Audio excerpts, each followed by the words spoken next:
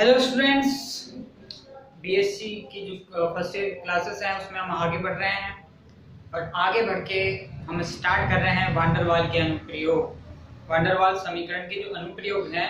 हम वो पढ़ रहे हैं। और कभी कभी जो वान डेर वाल के जो अनुप्रयोग हैं इसके द्वारा कि भाई वान डेर वाल गैस किस प्रकार से आदर्श गैस से व्यवहार में जो विचलन दर्शाती है, आदर्श गैस से किस प्रकार से वास्तविक जो गैसें होती हैं जो व्यवहार में विचलन दर्शाती है, तो उसको कैसे शो करता है ये भी हमें इसमें देखने को मिलता है। तो ये हमें इसमें देखने को मिलता है, तो हम आगे देखते हैं कि किस प्रकार से हम जो वान डेर वाल समीकरण का उपयोग गैसों के, वास्तविक गैसों के आचरण का किस प्रकार से आदर्श गैस के आचरण से वो विचलन दर्शाते हैं उसको समझने में हम किस प्रकार से इसका उपयोग करेंगे। देखिए, तो सबसे पहले हम बात करते हैं कि जो समीकरण है हमारा कि एक मोल गैस के लिए वान डेर वाल समीकरण, जब एक मोल गैस के लिए जो वान डेर वाल समीकरण है तो उसमें जब हम स्टडी करते हैं तो P plus A upon V square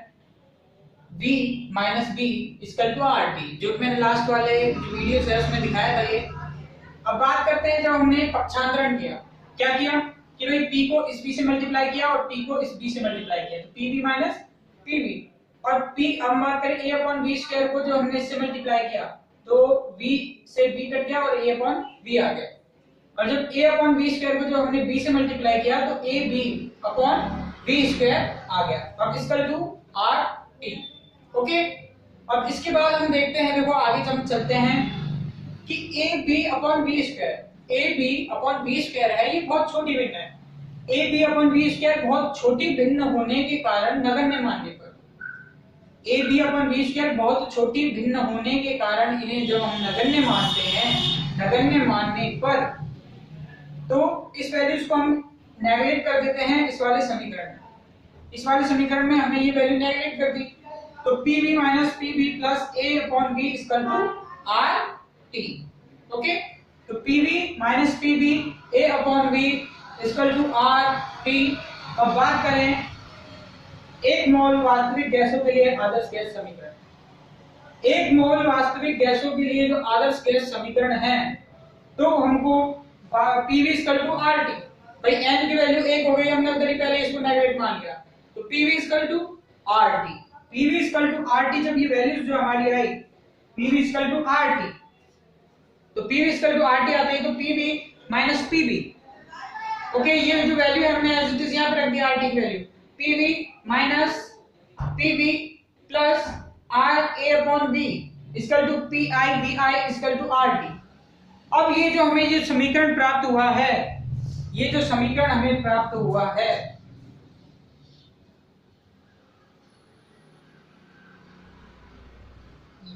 ये जो समीकरण हमें प्राप्त हुआ है, उपयुक्त समीकरण द्वारा वास्तविक गैसों के आचरण, उपयुक्त समीकरण द्वारा वास्तविक गैसों के आचरण आदर्श गैसों से जो विचलन दर्शाते हैं, वास्तविक गैसों का जो आचरण जो होता है किस प्रकार से आदर्श गैस के आचरण से जो विचलन दर्शाता है उसको समझा जा सकता है। तो इस प्रकार से ये जो समीकरण है, इस समीकरण को हम विभिन्न कसौटियों पर, विभिन्न सिचुएशंस पर रखेंगे और देखेंगे कि किस प्रकार वास्तविक गैसें आदर्श गैसों से व्यवहार में विचलन दर्शाती है। ओके,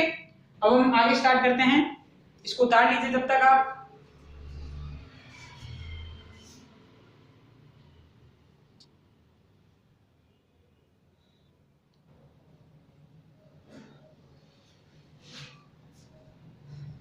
तो स्टूडेंट्स आगे देखिए, आगे हम बात करते हैं, देखिए कि जब दाब बहुत निम्न हो, जब दाब बहुत निम्न होता है तो V is proportional to the 1 upon P, तो V की जो वैल्यू होती है वो प्रोपोर्शनल होती है 1 अपॉन P के। जब V प्रोपोर्शनल है 1 अपॉन P के और आयतन क्या हो, अत्यधिक हो, जब V प्रोपोर्शनल, जब देखो दाब बहुत निम्न होगा,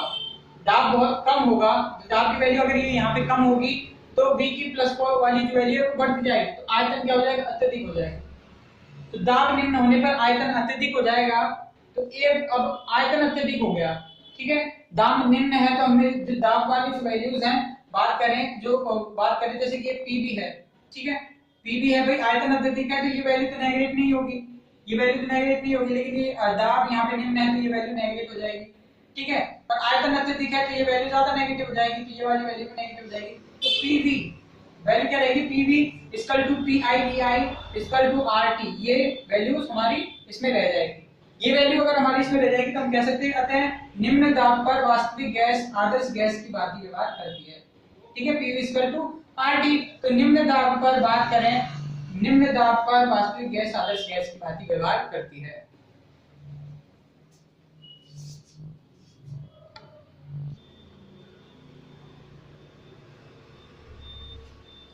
देखो सेकंड कंडीशन ये आती है जब दाब निम्न हो, तो इस स्थिति में हम वर्जित आयतन है, वर्जित आयतन को तो हम उपेक्षा कर सकते हैं, वर्जित आयतन की मतलब b की वैल्यू की तो हम उपेक्षा कर सकते हैं, परंतु a upon b की उपेक्षा नहीं कर सकते, a upon b की उपेक्षा नहीं कर सकते, तो a upon b की वैल्यू लिखनी पड़ेगी, इस वैल्यू को हम नेगलेक्ट कर सकते हैं। तो pv plus a upon b equal to pi vi। अब हमको वास्तविक गैस आदर्श गैस से किस प्रकार विचलन दर्शाती है, तो हमने इस वैल्यू को यहाँ पे माइनस कर दिया, तो वास्तविक गैस का मान जो आदर्श गैस के मान से हमें कम प्राप्त होगा, और वही चीज हम यहाँ लिखेंगे, वास्तविक गैसों का मान बात करें आदर्श गैस से कम प्राप्त होता है, वास्तविक गैस का मान आदर्श गैस से कम प्राप्त होता है।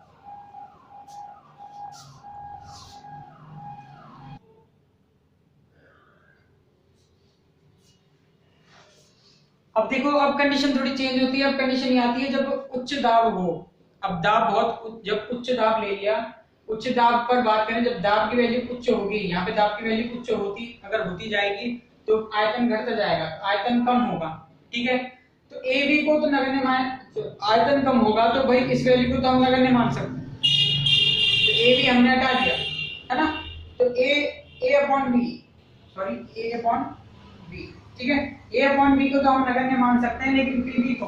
वर्जित आयतन को अपन नगण्य नहीं मान सकते। जब वर्जित आयतन को नगण्य नहीं मान सकते तो पीबी माइनस पीबी, तो पीबी अगर हमने यहाँ ट्रांसफर कर दिया तो PB equal to PI VI plus PB. में से बात करें वास्तविक गैसों के जो मान होंगे आदर्श गैस से अधिक प्राप्त होंगे। इस कंडीशन में जो वास्तविक गैस का जो मान होगा जो आदर्श गैसों के मान से अधिक प्राप्त होगा। एक बार देख लीजिए, अगर आयतन क्या हो, अगर उच्च दाब हो, उच्च दाब पर आयतन कम होगा, आयतन कम होगा तो भाई आयतन कम है तो यहाँ पे भाई ए अपॉन बी को अपन नेगेटिव मान सकते हैं, ए अपॉन बी को नेगेटिव मान सकते हैं, नगण्य मान सकते हैं, तो पीबी को, पर पीबी को नहीं मान सकते, पीबी को हम नगण्य नहीं मान सकते क्योंकि इस आयतन में वर्जित आयतन अधिक हो। तो भाई PB is equal to PI VI plus PB, हमने यहाँ पे PB equal to PI VI plus PB. और बात करें वास्तविक गैसों के मान, वास्तविक गैसों के जो मान होते हैं वो आदर्श गैसों से अधिक प्राप्त होंगे, वास्तविक गैसों के जो मान होंगे हमें आदर्श गैस से अधिक प्राप्त होंगे इस कंडीशन में। ओके, नेक्स्ट हम देखते हैं नेक्स्ट सिचुएशन।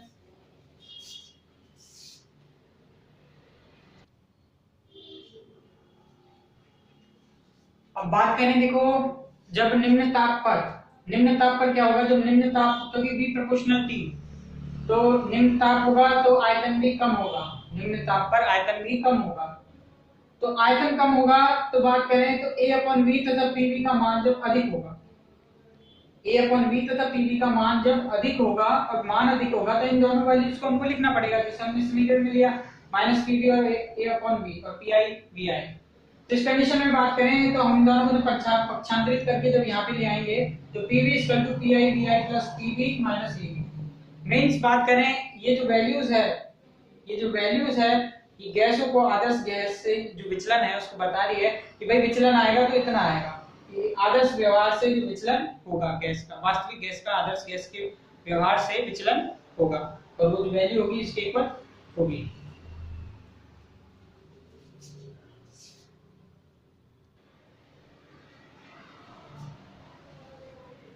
अब देखिए स्टूडेंट्स, लास्ट अनुप्रयोग है जब ताप हो उच्च, जब उच्च ताप हो तो V